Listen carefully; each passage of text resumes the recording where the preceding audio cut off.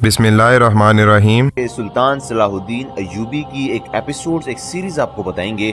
उसकी हिस्ट्री क्या है, उसने कैसे बैतुल मुक़द्दस को फ़तह किया, उसकी जितने भी एपिसोड्स हैं वो तमाम एपिसोड्स हम आपको वीडियोस की सूरत में बताएंगे और ये वक्तन फ़वक्तन हम अपने चैनल पर लगाते रहेंगे ताकि आप इस्लामिक हिस्ट्री से भी बाखबर रहें और आपको मालूम हो कि मुस्लिम हीरोज़ कैसे हुआ करते थे, उनके अखलाक की महराज क्या थी और उन्होंने कैसे मुश्किल हालात में दुश्मन से मुकाबला करके फतह समेटी और कैसे हम लोगों ने उनकी फतह की हुई सरजमीन को अपने हाथ से खो दिया। तो दोस्तों, इस सीरीज में हम आपको सुल्तान सलाहुद्दीन अय्यूबी के बारे में बताएंगे और फातिह बैतुल मुक़द्दस के बारे में हम बातचीत करेंगे, जिसमें आप सुल्तान सलाहुद्दीन अय्यूबी के बारे में जान सकेंगे।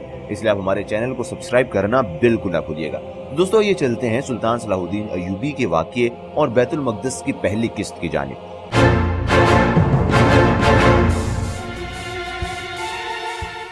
हर जमाने में एक आदमी ऐसा भी होता है जिसके अबरूए सियासत की एक शिकन तारीख आलम में ज़िलज़िले डाल देती है।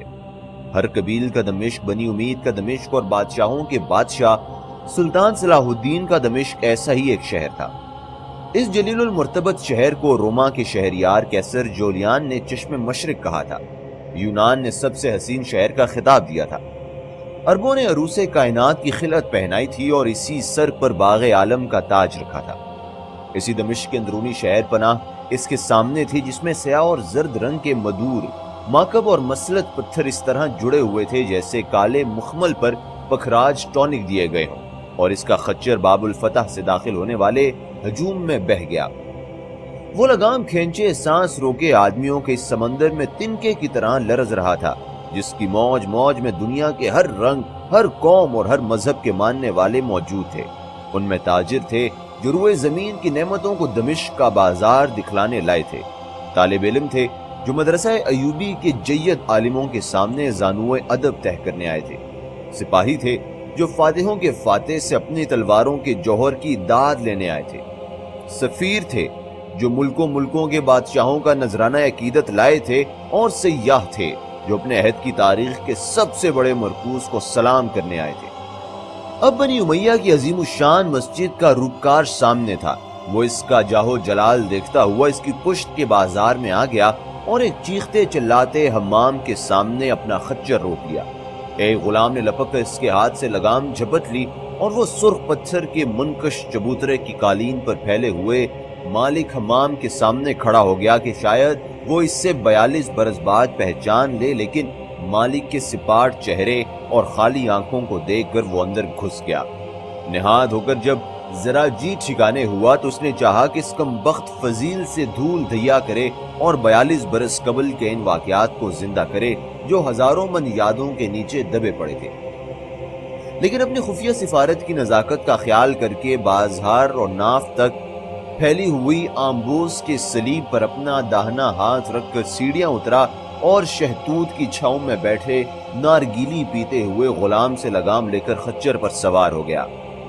हद निगाह तक सब्ज मखमल और सज्जाब के हजार थान खुले हुए थे। इन पर जगह जगह रंगीन फूलों के स्फहानी कालीन बिछे थे। इन पर चलने की लज्जत का एहसास खच्चर के अलावा इसको भी हो रहा था। खजूरों के फलकबोज दरख्तों के झंडे निकलते ही कसरे सुल्तानी का रुकार नजर आया, जिसके सबसे बुलंद मेहराब के किलिस पर वो जर्द परचम लहरा रहा था, जिसके साए ने मशरिक व मगरिब के बड़े बड़े मफरूर शहनशाहों को सर निगू देखा था। वो एक झटके के साथ सवारी से फांद पड़ा।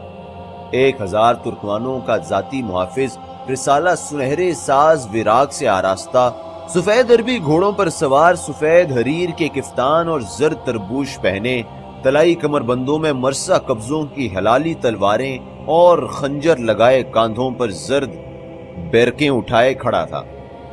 दूर दहाने बाजू के सामने सजे हुए कोतल घोड़ों का हजूम था। दफादन एक सवार घोड़ा उड़ाकर इसके सामने आ गया। इसने सीने पर सलीब बनाई और गरेबान से मुल्क आदिल का परवाना राहदारी निकालकर सवार के हवाले किया। वो इसे वहीं रोक कर वापिस हो गया। कराकूश की जुम्बिश लहर के बाद इसे बढ़ने की इजाजत नसीब हुई। मेहराब के सामने संगे स्याह की चौकी पर बैठकर वो इस बुलंद आहनी दरवाजे को देखने लगा, जिस पर सोने के पानी की बेलें बनी थी और चांदी के फूल चढ़े थे। फिर लंबे चौड़े स्याह फाम सूडानी गुलाम का दस्ता इसे अपने घेरे में लेकर चला गया।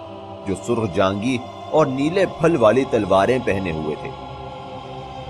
चौड़ी रविश पर सुर्ख पत्थर जुड़े थे, जिसके दोनों तरफ दमिश्क के मशहूर आलिम गुलाबों की झाड़ियां खड़ी थी।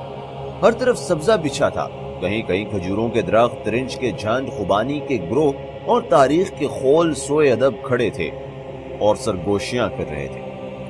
एक तरफ कोशकों में शिकारी चीतों की कतार जर्द चश्मपोश पहने रेशमी रस्सियों में बंधी खड़ी थी। दूसरी तरफ मरमरी दालानों में खासे के सिपाही जर्द कृतियां और सियाह जामे पहने कांधों पर खारदार गजरधे कमरे में चौड़े चौड़े तेगे बांधे खड़े थे। इनके सामने सब्जे पर सुनहरे उकाबों और बाजों और शकरों के जोड़े टहल रहे थे। एक तरफ से सिपाहियों की कतारें तुलू हुई। उसने गुलामों को वापस कर दिया और इसे अपनी तहवील में ले लिया। उनके जर्द जेबों की आस्तीनों, गरेबानों और दामनों पर चांदी के तारों का काम था। चीनी अतलस के जर्द अमामों पर शुतर मुर्ग के पर लगे थे। कमर में बालिश भर जोड़ी सोने की पेटियां थीं और मोटे मोटे स्याह हाथों में चांदी का वो असा पकड़े हुए थे जिनके सरों पर सोने के हाल चढ़े थे। सामने नेज़े के बराबर ऊंचा 80 गज लंबा और 50 गज चौड़ा संगे स्याह का चमकीला चबूतरा था, जिसके चारों तरफ खुशबूदार पानी की नहर की गूंठ लगी थी। चबूतरे पर संगे मरमर का वसी हौज था, जिसके हाशिए पर चीनी कनीजों के सबक टांगों की तरह जर्द पत्थर के तरशते हुए सतून नस्ब थे। इन पर सोने की महीन कलमकारी जगमगा रही थी, जैसे टांगों पर रुएं चमक रही हों। इन सतूनों पर कुबा रखा हुआ था, गोया वो उससे मुतालिक हो। कुबे के चारों तरफ संगे मरमर की जालियों से मुज़य्यन शहनशीनें थीं, जो संगे स्याह के चबूतरे के आईने में अपनी आराइशें देख रही थी। हौज में कीमती पत्थरों की सी रंग बरंग मछलियां तैर रही थी। इसके कलब में सोने का भारी फवारा मतानत से उड़ रहा था। हर सतून के सामने एक खास बरदार नगी तलवार अलम किए मतला व मसबा जिस्मों की मानद जमा हुआ था।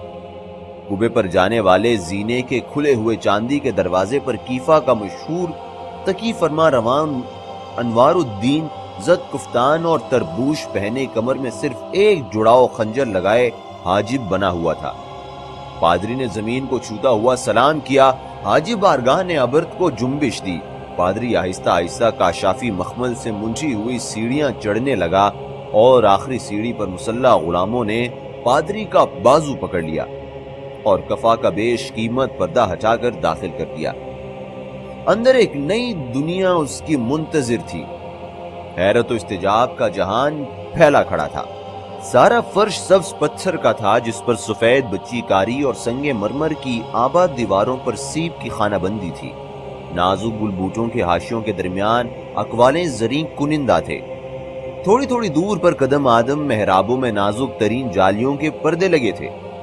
हेजवी ताकतों में जगमगाते हुए जरी अंगीठियों में औदो अंबर सुलग रहा था। मगरबी दीवार के नीचे संगे सिमाक का तख्त बिछा था, जिसके पारे सोने के काम से जर्द थे। चमड़े के गधे पर शेर की खाल बिछाए भारी गाउ तीकिये से पुष्ट लगाए बादशाहों के बादशाह नीम दराज थे। उनके घुटनों पर कश्मीरी शॉल पड़ी थी, जिससे उनका सफेद पाजामा झांक रहा था।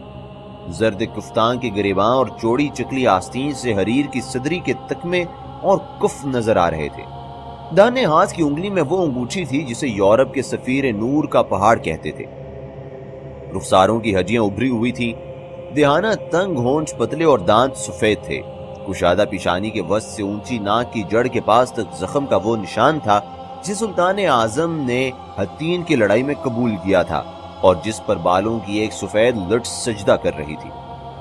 सिया घने दूर दूर बैठे अबरुओं के नीचे बेपनाह आंखें इस बुढ़ापे में भी जिंदगी के मंसूबों और अजाइम की आग से दहल रही थी। सफेद पतली और नोकदार दाढ़ी ने फरिश्तों का तजम्मुल पैदा कर दिया था। इससे आगे क्या हुआ ये हम आपको बताएंगे दूसरी एपिसोड में। उसके लिए आप हमारी वीडियोस को विजिट करते रहिए।